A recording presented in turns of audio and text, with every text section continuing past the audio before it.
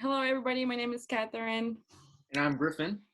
and today we will talk about Shintoism Shintoism aspects aspects of the of the divine. divine.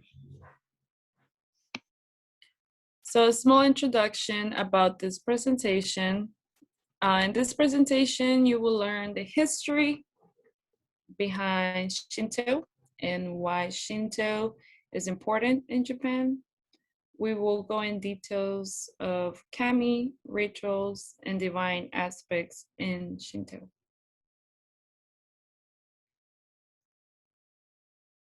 Most religions are known for their gods and their sacred holy book, but in Shinto religion, they don't have a founder or any sacred scriptures like most religions do. Shinto originated in Japan around 1000 BCE. Shinto way of life consists of traditional Japanese religion practices. Shinto is one of the oldest religion and most popular religion in Japan. Shinto is a polytheistic religion, meaning that they believe in different gods. And in this case, it is they believe in different spirits. Shinto is traditionally known to be an ancient religion in Japan and also one of the most practiced religion besides Buddhism. The word Shinto means the way of the gods. Shinto doesn't have a leading founder or faithfully follow any sacred scriptures like other religions typically do.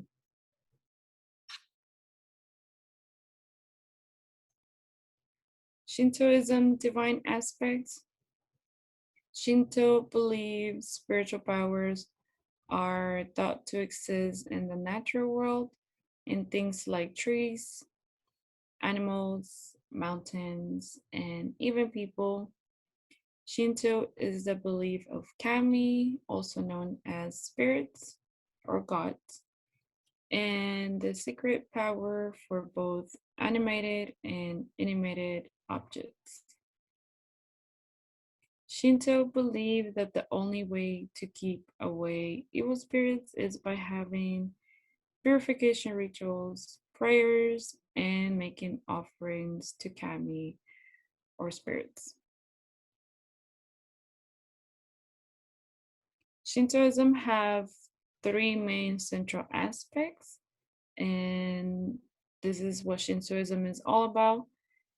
They have kami, which are spirits, nature, they focus on nature, and they focus on purification rituals. In this next slide, I will talk about why nature is important in Shinto.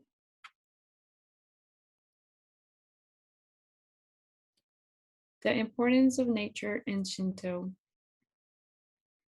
Japan is known for their beautiful sceneries and traditional nature landscapes, especially during spring, summer, and winter. Shinto believes that nature possesses spiritual powers. Japanese people traditionally believe divine nature is to be worshipped. However, Japanese people are not looking to take over nature. In fact, they generally want to live in harmony with nature. Shinto believe that being close with nature means being close with the gods. Nature landscapes are worshipped as sacred spirits. Nature holds spiritual powers in Japan, and they are treated with respect and so much care.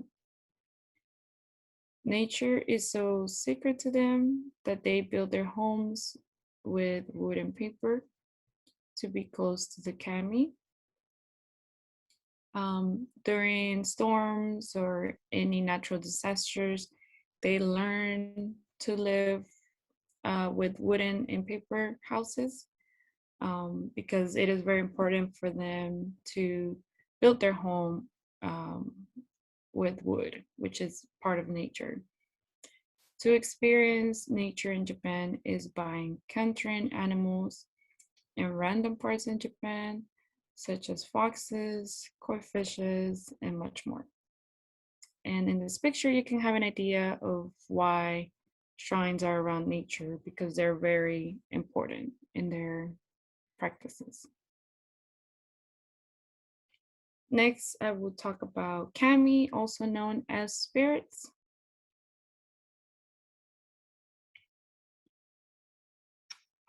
What are kami?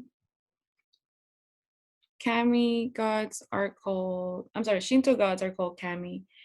Kami are sacred spirits, which they represent themselves as animated and animated gods. People who have passed away can also be considered kami. These can be traditionally considered kami if they die in a very, very way. These spirits exist in our ordinary world and not in a fictional supernatural world. Divine nature is traditionally considered to be kami. Sacred mountains, sacred lakes, rivers, earthquakes, thunder, and other nature forces can be traditionally considered to be sacred spirits in Japan. If these kamis are treated with respect and care, Japanese people traditionally believe that they'll be able to secure their blessings through life like health, love, success, and good luck. However, not all kami are perfect. In fact, they're very imperfect, and sometimes they can make mistakes, get angry, and do evil things. In Japan, they do believe that everybody is born a good person, or everybody has a good soul spirit. They do believe that if a person or anybody does evil things, it's because they are being controlled by an evil spirit. So it is very possible for a kami to turn to an evil spirit in Shinto. Here are some traditional Japanese view of nature, also consider kami or spirits. We have rivers, ocean, rocks, flowers or plants, mountains, water, forest, and humans.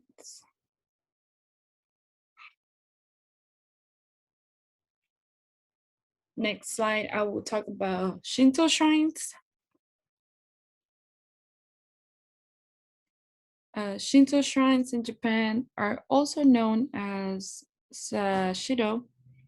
Shrines are religious structures in Japan used as a holy place or sacred place to perform sacred rituals and perform prayers. All Shinto shrines have a torii gate in their entrance, which means you are entering the land of the gods. Before entering a shrine, it is very important for people to cleanse themselves with water before praying.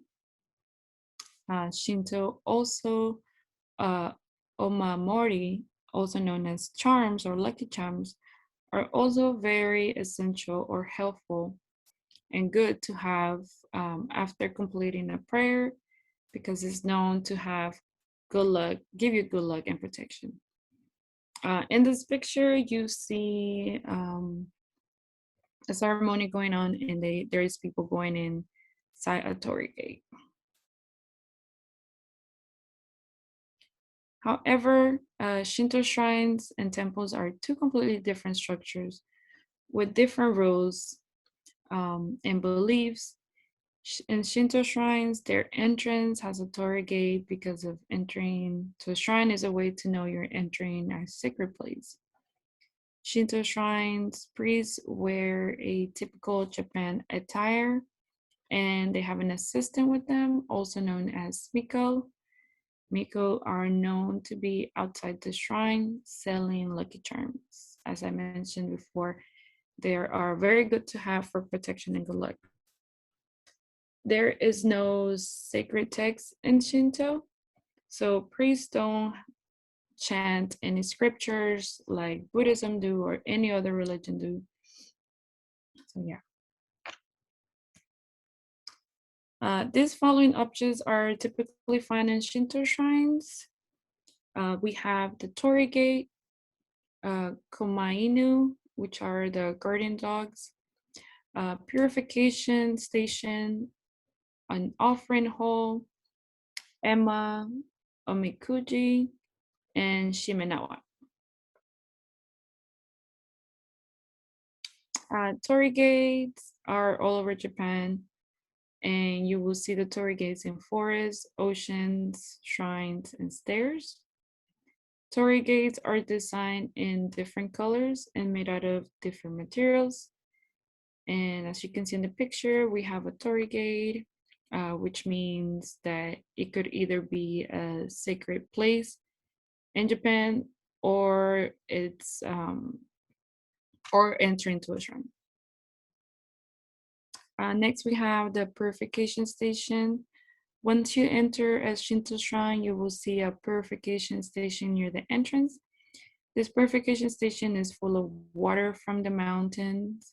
This station is meant for people to clean their hands and mouth before entering the shrine. And in this picture, you can have an idea of what it looks like. Next, we have the offering hall. Offering hall is meant for offerings and prayers to kami or spirits. You can do an offering by throwing money into the offering box and finishing it with a prayer. In this picture, you can see the offering box right there, and that's where you throw your money. Next, we have Emma. Emma is a station for visitors to write their wishes in wooden plates and then leave them at the shrine for hoping for their wishes to come true. And there is a picture right here of what it looks like. Next, we have omikuji. Omikuji are small paper slips meant to predict your future. These little paper slips are found around shrines and meant to bring good luck to your life after tying it up around tree or rope station. You can find omikujis normally during festivals or ceremonies. It is a very popular thing to do in Japan. Lastly, we have Shimenawa, the sacred robes. These robes around Japan they're known to be sacred robes because they're made out of rice and paper. The sacred robes are the meaning between the sacred and the profane. These robes are good use to ward off evil spirits. Shimenawa are normally around trees, rocks, torii gates, or a shrine. And here are some examples of what it looks like. As I mentioned before, rocks are considered kamis. So here's a presentation, and then we have the robes as well in front of the shrines. And next we have Griffin.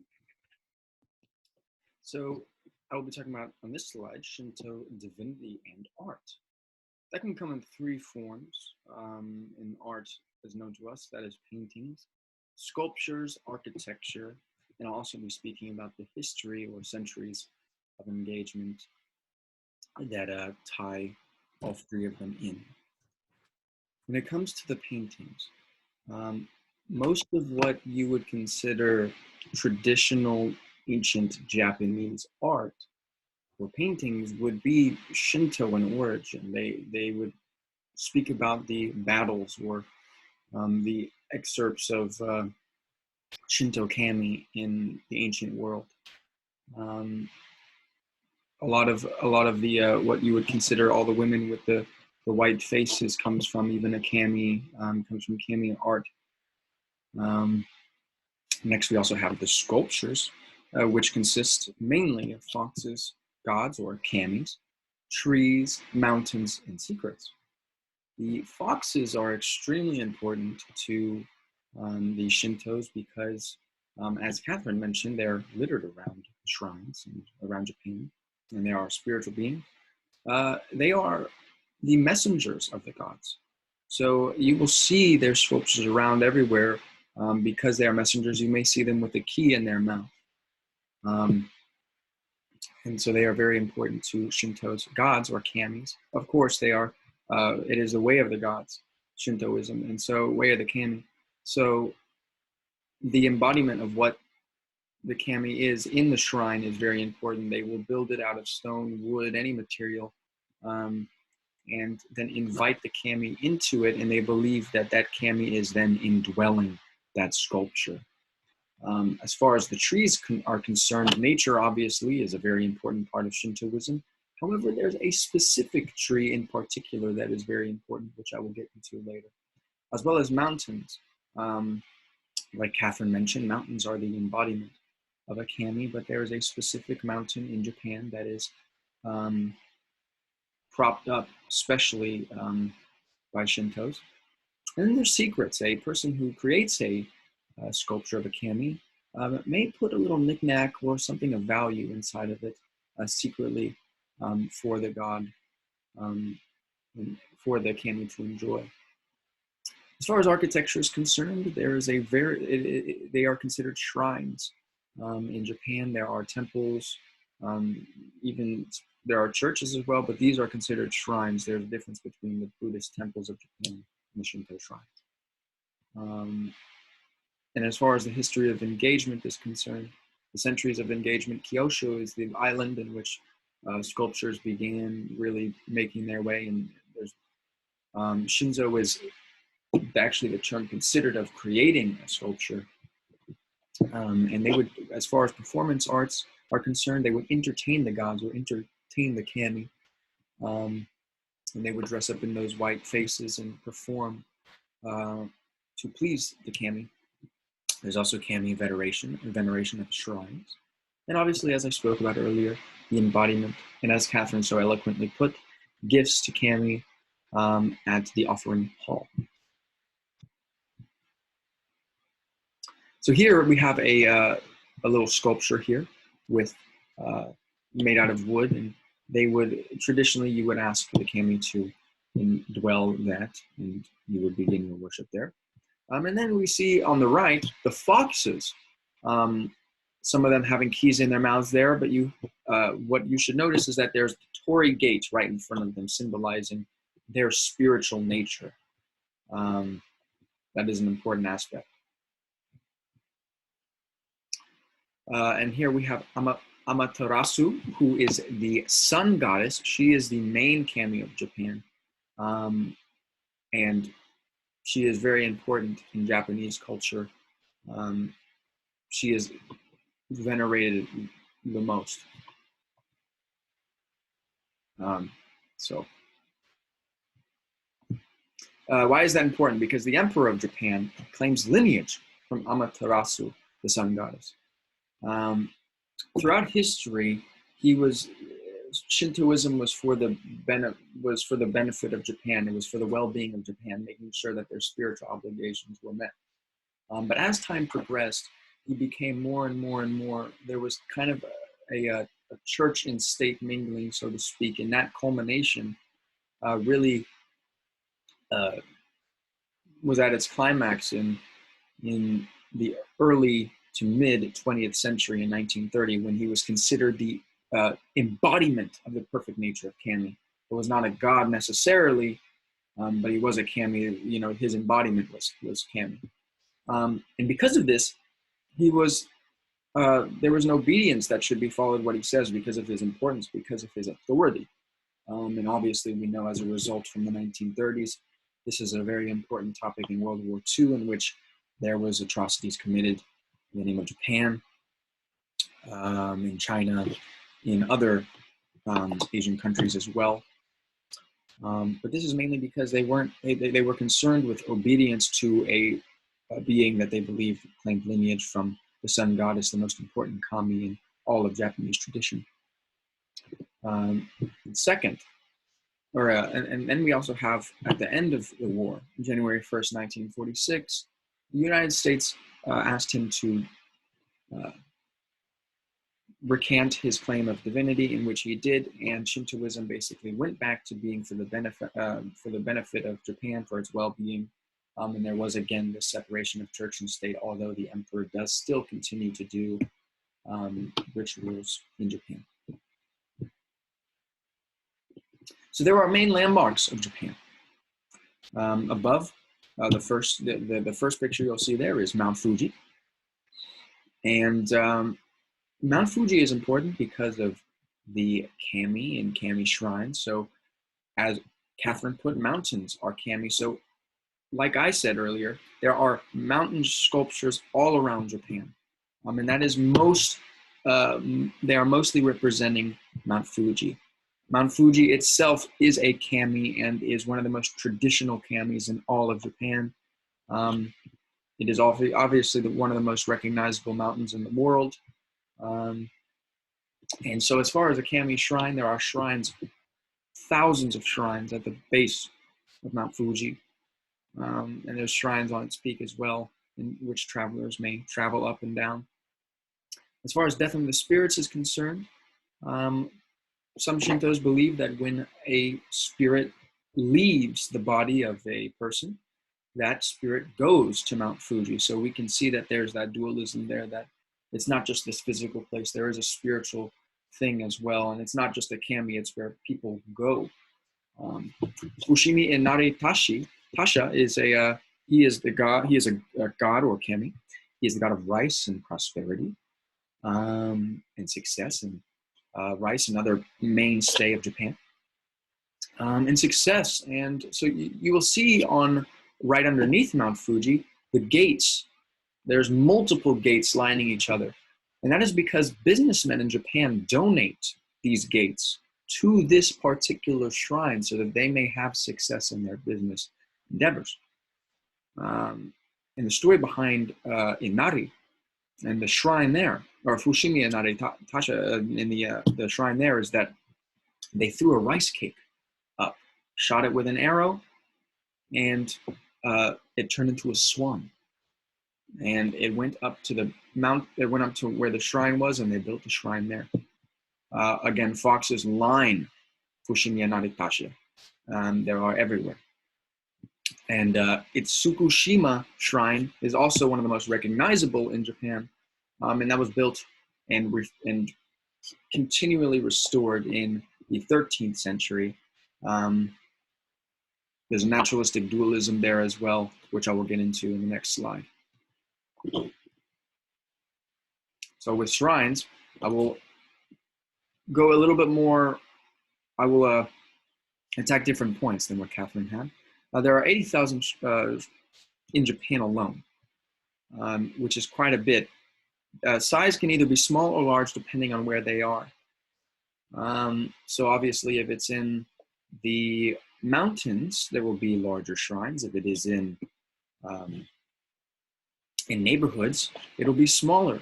This is, in Japan, you may find smaller shrines on the side of the road, wherever you are. Additions and subtractions based on need. This is because that you can bring in a kami into your neighborhood depending on your need. If you need success in business, for example, you may have a little shrine to Inari. They are not opposed to just bringing in gods, or there's no shame there. As far as the appreciation for nature, obviously, as Catherine said, they want to make sure that the focus is on the kami of the mountain and of the water and of the forest and of the rocks. They don't want to take away from their idea about what it means to be a shrine. Now, the tree that I mentioned earlier is something called the sakaki trees, which the original Shinto shrines were built at sakaki trees.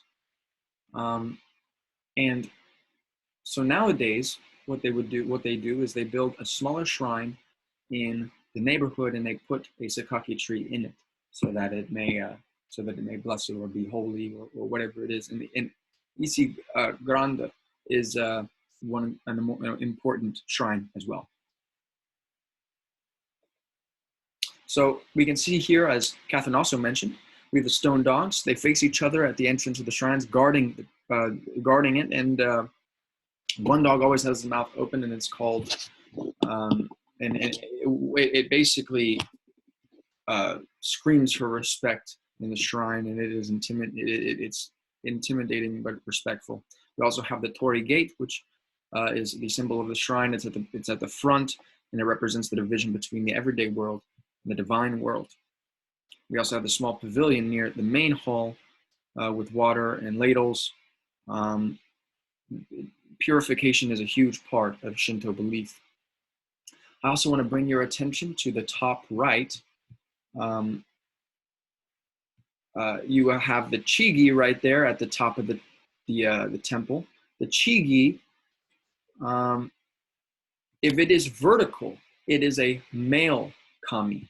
If it is horizontal at the bottom there, it is a female kami. And that's important to show you an idea. My next slide will show you we can see the Chigi up there, and that is indicating that this is the a shrine or temple of a male kami.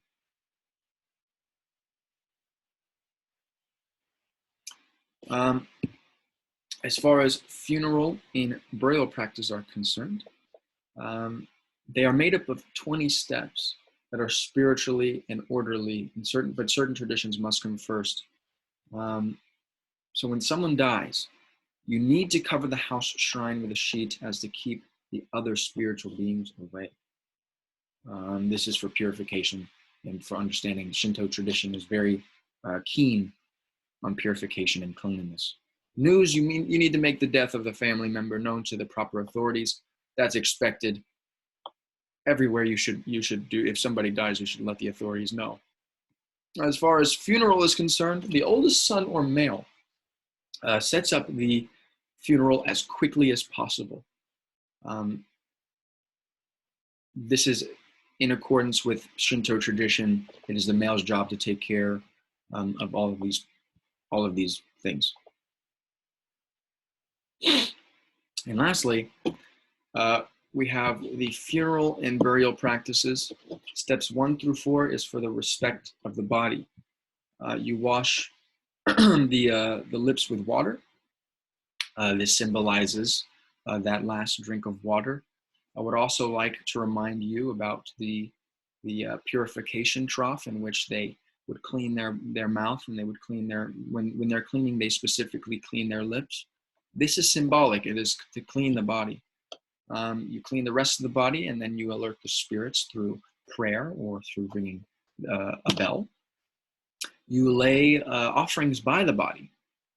Steps 5 through 8 is that you take a coffin, you put the body, him or her, into the coffin, and you give them favorite food offerings. So if my favorite food were to be chocolate cake, you would lay a chocolate cake by there out of respect for my kami and the spirit that's within me.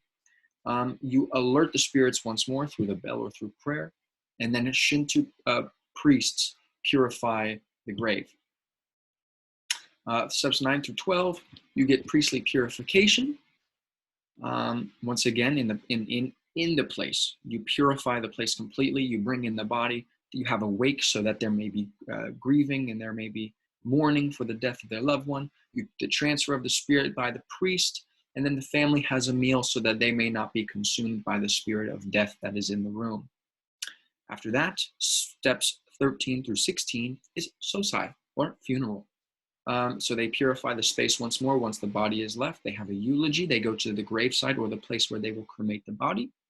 And step 17 through 19 is cleansing, a final cleansing once more, a final service. They cremate the body.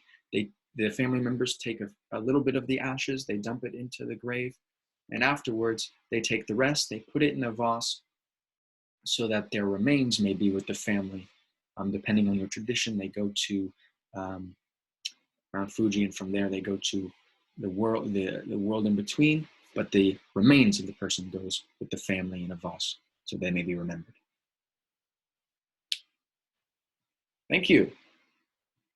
These are our works cited pages. And thank you for listening to our presentation on Shintoism, Aspects of the Divine. Thank you.